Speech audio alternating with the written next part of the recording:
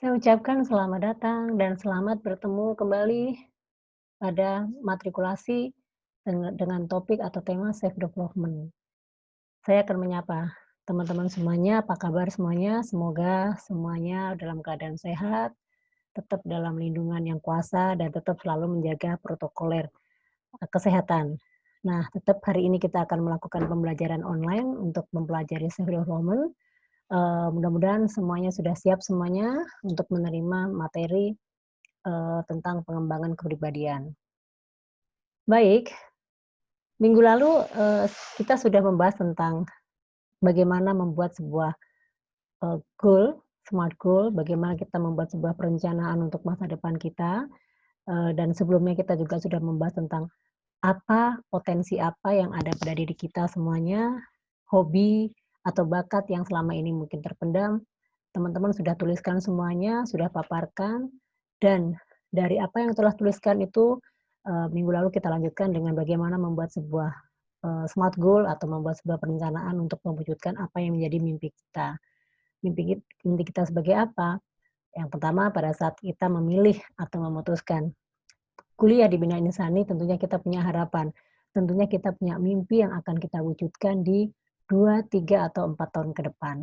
Nah, itu adalah salah satu bagian dari cita-cita atau passion atau mimpi yang harus kita wujudkan. Nah, untuk bisa mewujudkan itu, kita harus menyusunnya dengan pola atau membuat sebuah SMART goal. SMART goal itu adalah bagaimana kita membuat tujuan akhir yang SMART. SMART itu ada yang artinya spesifik, measurable dapat terukur, artinya spesifik itu jelas, fokus kita ingin sesuatu apa. Jadi kalau misalnya teman-teman belajar di IT berarti kita fokus ke bidang IT, kalau kita belajar di accounting berarti kita fokus ke bidang akuntansi, kalau kita belajar ke manajemen bisnis atau, sekretari kita akan fokus mempelajari tentang manajemen bisnis atau sekretari. Itu adalah spesifik. Nah, untuk mewujudkan spesifik itu rencana-rencana apa yang harus kita susun, kita tuangkan dalam M yang kedua, measurable, terukur. Terukurnya misalnya saya ingin jadi ahli IT, kapan? 3 tahun lagi, itu terukur. Saya ingin jadi ahli IT dan saya ingin mendapatkan nilai minimal 3,5 setiap semesternya. Itu bentuk terukur, ada hasilnya, ada buktinya. Nah, yang berikutnya SMA, SMART, itu adalah actuating atau, real actuating itu bisa dijalankan. Nah, terus yang keempat berikutnya adalah reasonable, artinya smart, specific, measurable, actuating, dan R-nya adalah reliable, masuk akal. Jadi apa yang kita mimpikan atau apa yang kita menjadi cita-cita kita itu sesuatu yang memang bisa diraih, sesuatu yang bisa ditempuh, atau sesuatu yang bisa diwujudkan. Contoh, saya ingin menjadi seorang akunting, tetapi kita tidak sadar bahwa kita tidak, eee, tidak mendapatkan chemistry, tidak ada kompetensi di situ, ya kita tidak bisa mewujudkan, artinya kita gagal. Padahal bidang yang kita kuasai adalah informatika misalnya. Begitupun sebaliknya, saya ingin menjadi seorang chef terkenal, tetapi Anda tidak mempunyai bakat, tidak memiliki kompetensi di bidang chef, dan Anda berkuliah di bidang IT. Nah, sehingga Anda tidak bisa mewujudkan Anda menjadi chef, karena tidak bisa mengeksplor, tidak bisa mewujudkan, karena tiap harinya Anda akan belajar IT. Itu adalah salah satu contoh reliable. Reliable itu artinya, ya kita harus memiliki tujuan hidup yang jelas dan memang real, real, nyata. Jadi kalau istilahnya anak-anak sekarang itu, tidak halu. Jadi kalau halu itu adalah terlalu tinggi keinginan yang kita inginkan atau yang ingin kita capai, tetapi kita tidak sampai. Modal, kompetensi, usaha kita juga tidak sampai. Contoh juga, saya mau jadi dokter, tetapi saya tidak berkuliah di kedokteran, saya berkuliah di bidang akunting. Sampai kapanpun kita tidak bisa mewujudkan keinginan kita menjadi dokter. Sampai kapanpun itu dianggap sebuah rencana yang no realizable, tidak bisa menjadi nyata atau tidak tidak hanya sekedar hayalan saja. Nah, setelah SMART, ya, reliable, ada T. T itu adalah timeable, terukur. Terukur itu artinya ada batas waktunya. Kalau misalnya kita memutuskan, saya mau kuliah di jurusan, manajemen informatika D3, berarti time-nya adalah hanya 2,5 tahun. Saya ingin melanjutkan atau saya kuliah mengambil jurusan S1 manajemen, berarti saya harus membuat standar atau waktu yang harus saya lakukan untuk menyelesaikan itu adalah sekitar 3,5 tahun. Itu adalah time bound. Jadi, dalam mewujudkan mimpi, dalam bisa mengembangkan potensi, kita harus punya start atau strategi-strategi dalam mewujudkan apa yang menjadi passion kita. Nah, itu adalah pembelajaran 2 minggu pertama dan minggu kedua. Nah, hari ini kita akan lanjutkan bagaimana membuat smart goal yang bagus, bagaimana segala sesuatu perencanaan itu bisa diwujudkan, yaitu pertama, sebisa mungkin kalau kita mempunyai keinginan, mimpi itu kalau bisa ditulis, ya. Jadi tujuan hidup kita itu tertulis, terpampang. Kenapa? Karena salah satunya adalah memotivasi kita untuk bisa mewujudkan. Nah, pentingnya tujuan tertulis itu, satu, kita akan ingat terus, ya kan? Kita, akan melakukan step by step. Terus caranya gimana? Pertama ya kita harus tuliskan semua keinginannya. Contoh ya, seperti yang sudah teman-teman lakukan di minggu pertama, Anda menuliskan skala prioritas atau menuliskan semua passion, semua talenta, semua kompetensi yang, teman-teman miliki, itu dilakukan di dalam penulisan itu, dan di-ranking, dan dibuat skala priority. Nah, itu pertama. Terus yang kedua, dengan kita menulis, kita tahu mana-mana yang sudah terlaksana. Nah, kan kalau kita punya kegiatan misalnya kita, eee, puasa, misalnya kita ambil contoh puasa, puasa itu kan 30 hari. Biasanya kalender itu suka dicoret. Puasa pertama dicoret, puasa kedua dicoret. Nah apa? Itu tujuannya adalah membantu mengukur kemajuan. Sudah terlaksana. Jadi kalau kita punya rencana 10, terus dengan ditulis kita bisa centang atau checklist ini sudah terlaksana, yang kedua sudah terlaksana. Nah itu memotivasi kita, oh kita tinggal selangkah lagi, oh tinggal 2 kali lagi, seperti itu. Nah, dengan kita menuliskan sebuah tujuan yang jelas, itu sekali lagi akan membantu memotivasi diri kita, memicu. Ambillah contoh yang simpel ya. Coba kita, ambil ilustrasi, teman-teman menuliskan satu kertas saja di A4 itu dipasang di kamar masing-masing, bawah kaca atau di meja belajar Anda. Misalnya saya harus menyelesaikan kuliah di Bina Insani pada program Diploma 3 Akuntansi paling lama 2,5 tahun. Coba teman-teman tulis di situ. Yang kedua, saya harus lulus dengan nilai 3,7. Tulis di situ. Nah, begitu tiap hari Anda melihat itu, melihat tulisan yang Anda buat sendiri, Anda otomatis akan diingatkan. Anda otomatis akan mencoba melakukan usaha yang luar biasa. Anda akan mencoba melakukan effort, ya, akan, berjuang. Berjuang bagaimana mewujudkan yang tadi Anda tulis. Saya ingin lulus dari Diploma 3 selama 2 tahun, maksimal 2,5 tahun. Saya harus memiliki nilai 3, ini pada saat lulus. Itu kan memicu. Kalau bisa kita mewujudkan nilai 3,7, apa yang harus kita lakukan? Berarti harus rajin belajar, rajin membaca, aktif kuliah, dan sebagainya. Nah, itu adalah salah satu bentuk motivasi yang membantu kita mewujudkan cita-cita kita, atau mimpi kita, atau vision kita. Yang kedua, tujuan tertulis itu mengurangi konflik. Apa yang dimaksud konflik? Jadi kita sudah tahu skala prioritas yang kita harus lakukan, pertama apa, kedua apa, ketiga apa, sampai tidak akan berbenturan. Nah, yang dimaksud dengan konflik itu macam-macam, bisa konflik pribadi, bisa konflik dengan orang lain. Kalau kita memiliki rencana tapi tidak sesuai dengan orang lain juga, karena kita memiliki sesuatu itu pasti berhubungan dengan lingkungan sekitar kita, ya kan? Yang berikutnya, tujuan itu merupakan dasar untuk bertindak. Ya, tadi kita udah tahu ya, selain memotivasi, mengingatkan terus reminder kita, dan mengukur. Kalau misalnya kita punya 10 kegiatan, 1 terlaksana, 2 terlaksana, kan kita bisa mengukur. Nah, yang kelima ini adalah tujuan yang jika dituliskan, ya kita ambillah smart goal kalau tertulis itu dasar dari bertindak. Nah, bertindak apa? Kita ambil contoh yang tadi ya. Saya ingin lulus dari diploma 3 akuntansi maksimal 2,5 tahun. Nah, tindakannya apa? Ya kita harus belajar rajin, kita harus sungguh-sungguh. Kita tidak boleh belajar Senin Kamis, artinya kalau kuliah hanya Senin dan Kamis, sisanya tidak ada. Kita tidak bisa melakukan itu dasar bertindak. Saya, yang kedua, saya harus mendapatkan nilai 3,7. Apa yang harus kita lakukan? Tindakan apa yang kita kerjakan untuk bisa mendapatkan hal tersebut? Ya biasanya kita, satu ya jelas kuliah rajin, yang kedua aktif di kelas, rajin bertanya, rajin mengerjakan tugas. Nah itu adalah tindakan-tindakan supaya kita bisa mendapatkan nilai yang kita inginkan. Nah gitu ya. Jadi tujuan tertulis itu sangat penting. Jadi kalau kita punya rencana pasti sangat penting ya.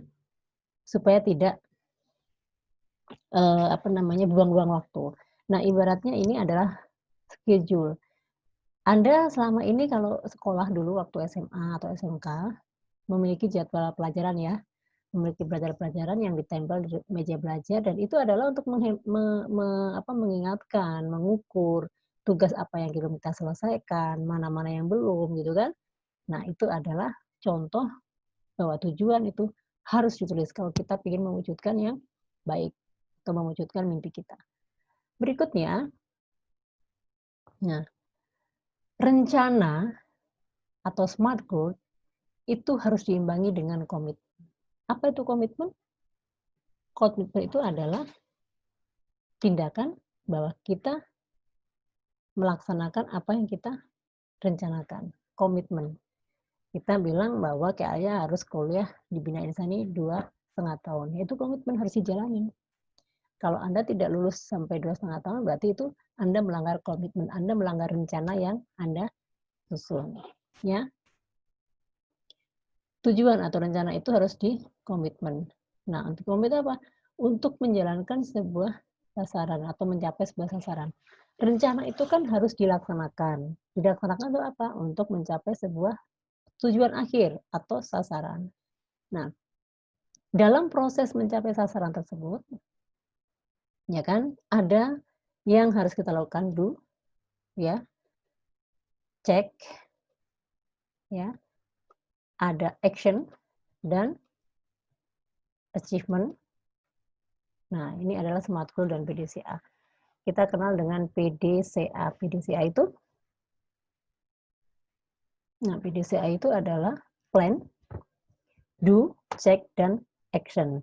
Jadi ada perencanaan, do itu harusnya dilakukan. Nah, dilakukan check itu adalah kalau ada kesalahan di rencana kita bisa perbaiki, ya kan? Nah, langsung action, melaksanakan. Jadi sekali lagi, SMART goal itu akan terwujud bila kita menerapkan sistem PDCA. Ada plan, komitmen, ada do, dikerjakan dulu, check, dan action. Baru di akhirnya, pada saat kita sudah melaksanakan, menerapkan SMART goal dan PDCA, kita akan mampu mencapai sasaran itu dan kita akan mendapatkan apa yang kita harapkan. Kita akan mendapatkan achievement. Ya, kita akan mendapatkan penghargaan atas diri kita sendiri, penghargaan atas usaha yang kita lakukan. Apa bentuk achievement-nya itu adalah ya tadi seperti yang rencana Anda tuliskan, saya harus lulus dari program Diploma 3 Akuntansi maksimal 2,5 tahun dengan nilai 3,7. Nah, pada saat kita sudah melakukan ini, sudah membuat rencana, sudah komitmen, sudah melakukan do, check, dan action, otomatis sasaran terwujud dan otomatis apa yang kita tuliskan itu akan menjadi nyata. Dan itu artinya bahwa kita mendapat penghargaan atas apa yang kita sudah rencanakan. Itu adalah amazing sekali. Dan apakah sulit itu dilakukan? Tidak. Yang penting Anda harus komitmen. Komitmen itu adalah sepakat untuk menjalankan. Komit. Ya, iya, tidak. Nah, itu tidak pernah dilanggar. Nah, itu adalah SMART goal. Dari punya tujuan yang goal-nya smart dan bisa dilaksanakan dengan metode PDCA. Nah, kalau kita gambarkan seperti ini, ibaratnya seperti anak tangga, ya kita pernah belajar dari awal, kita pernah lahir, kita lahir dari yang tidak bisa membuka mata, tidak bisa, ngomong, terus kita sekolah, kita SD, TK, SD, SMP, ibaratnya adalah PDCA itu adalah proses di mana kita menaiki sebuah tangga untuk mencapai tempat atau level tertinggi. Tangga itu kan naik ya. Contoh, ada nggak dari teman-teman ini yang dari TK langsung naik otomatis ke kelas 3? Tidak ada bukan? Nah itu artinya apa? Bahwa memang semuanya itu berproses, semuanya itu bertahap. PDCA itu adalah plan, ada do, ada check, dan ada action. Di sini akan ketemu kemajuan, proses ya. Sebetulnya hampir sama dengan gambar tadi, ada langkah progres. Kita ibaratkan kelas 1 kita di sini, berikutnya naik kelas 2. Pengetahuan yang kita dapatkan di kelas 1 akan berbeda di kelas 2. Kelas 2 naik kita, katakanlah kita sampai ke bangku SMP, SMP dengan pada saat kita menjalani aktivitas di SD sangat jauh berbeda. Nah, pada saat kita kuliah, nah di situ kita berproses, sudah mulai ada kedewasaan, dan di situ kita bisa memutuskan dan bisa membuat sebuah perencanaan yang bagus dan bisa terwujud.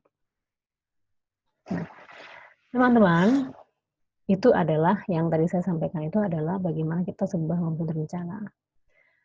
Hari ini kita akan lanjutkan dengan materi The Law of Attraction. Apa itu The Law of Attraction? The law itu kan hukum. Attraction itu adalah atraksi, hukum ketertarikan. Yang dimaksud ketertarikan itu ibaratnya seperti arus magnet positif dan negatif dia ketemu kan, nah itu akan ada kilatan yang akhirnya ada ketertarikan. Semuanya berpasangan, ada plus, ada minus. Mohon maaf, saya tidak bisa menyampaikan atau menampilkan film What the Beep Do, ini karena memang teman-teman bisa lihat di YouTube ya, karena nanti waktunya singkat jadi tidak bisa disampaikan, tapi Anda bisa melakukan atau melihat di channel YouTube. Yang dimaksud hukum ketertarikan ini adalah, ini filosofi, jadi setiap apa yang kita ucapkan, itu akan menjadi nyata. Ada istilah, ucapan adalah doa. Ya, jadi hati-hati dalam berucap. Apa yang kita ucapkan, itu akan berbuah menjadi nyata. Ya, itu. Contohnya banyak sekali. Kalau Anda misalnya merasa tidak puas, kok saya kurus gini ya, kok saya merasa tidak berguna ya, kok saya merasa, pada saat Anda memikirkan itu, mau tidak mau, itu akan menemani atau datang terus di pikiran Anda, lama-lama Anda memang akan menjadi seperti itu. Benar-benar Anda tidak didudukan dengan orang, benar-benar Anda merasa diabaikan sama orang lain, karena munculnya dari ketertarikan itu, hukum ketertarikan. Jadi saya sampaikan kepada teman-teman, hati-hati dalam berucap, ya, karena hukum-hukum alam itu, ya memang akan terjadi ya, ada sebab, ada akibat. Ya, ada api berarti akan ada asap. Nah, seperti itu kehidupan kita. Maka dalam mewujudkan mimpi itu, jangan bilang saya tidak mungkin lulus dari Bina Insani dalam waktu 2,5 tahun untuk program diploma. Jangan sampaikan itu, tapi harus Anda yakini, saya pasti bisa lulus dari Bina Insani untuk program diploma 3 2,5 tahun. Kenapa? Itu adalah doa Anda. Apa yang Anda ucapkan itu akan didengar oleh alam semesta. Ya, makanya muncullah hukum tarik-tertarik. Ada sebuah ilustrasi menyatakan bahwa segala sesuatu yang saya pikirkan dengan segenap perhatian, kita mikir terus ya, kadang kan kita kalau ada problem, ada masalah kan berpikir sepanjang hari sampai nggak bisa tidur dan sebagainya. Ya, kita sudah berpikir dengan segenap perhatian, penuh energi dan konsentrasi pikiran, baik hal yang positif maupun negatif akan datang di dalam kehidupan saya. Itu yang tadi saya sampaikan. Hati-hati berpikir, hati-hati bertindak, hati-hati berucap. Sekali kita memikirkan negatif, nanti akan datang kenegatifan. Tetapi pada saat kita berpikir positif, aura positif, energi positif, yang itu akan menjadi nyata. Hukum ini semata-mata hanya merespon kesadaran Anda, karena sekali lagi, apa yang Anda pikirkan, apa yang Anda katakan itu adalah didengar oleh alam, ya, dan itu merupakan doa. Ya, baik. Jadi, bagaimana kita bisa berpikir positif, bagaimana kita mencoba, selalu memandang sesuatu itu menjadi hal yang positif, salah satunya adalah jangan atau usahakan untuk tidak mengatakan tidak. Tidak itu berarti ke arahnya negatif. Gimana caranya? Sebaiknya Anda, ya, jangan buang sampah sembarangan. Kata jangan itu berarti kan negatif ya. Begitu kita ngomong jangan, orang penasaran, buang aja. Pernah nggak Anda mengalami seperti itu? Atau kita ngelihat adik kita di rumah ya, kalau buat teman-teman yang punya adik, adik main kompor di rumah, "Jangan main api." Pada saat Anda menyatakan, "Jangan main api," ini si adik kita, itu akan penasaran, dia akan main api. Tapi kalau Anda memberikan kata-kata yang positif, "Dek, kalau main api, nanti bisa terbakar, menyebabkan melepuh, panas, dan sebagainya." Nah, itu lebih bijak dan itu akan direspon, ya. Jadi, hal-hal kata-kata negatif itu bisa kita rubah menjadi positif, ya. "Jangan ribut apa? Jangan berisik." Pada saat Anda mengatakan jangan ribut atau berisik, yang ada apa? Semakin orang itu ribut, ya, semakin orang itu berisik, ya. Tapi kalau Anda menyampaikannya, tolong volumenya, bicaranya dikurangi, karena ada orang tua sedang tidur dan sebagainya. Itu, jangan ribut, jangan sibuk. Nah, itu nanti malah semakin mendatangkan aura-aura yang, kok dilarang sih kesannya ada. Tapi kalau kita memberikan persuasif yang positif, itu akan menjadi hal yang positif. Ya, jadi hindari kata-kata jangan, tidak, atau dilarang. Nah, jadi apa yang saya inginkan, nah, jadi sebaiknya kalau ini nanti teman-teman bisa kerjakan, mengubah mindset kita, membuat sesuatu yang negatif menjadi positif, silakan, jangan ragu-ragu menghubungi saya misalnya. Jadi jawabannya apa positifnya? Kan ini kata negatifnya kan jangan ragu-ragu. Pernyataan positifnya bisa berubah menjadi silakan menghubungi saya kapan saja. Ya, dilarang panik. Apa yang kita sampaikan slow, woles, ya kan? Jangan lupa kita bisa menyampaikan apa?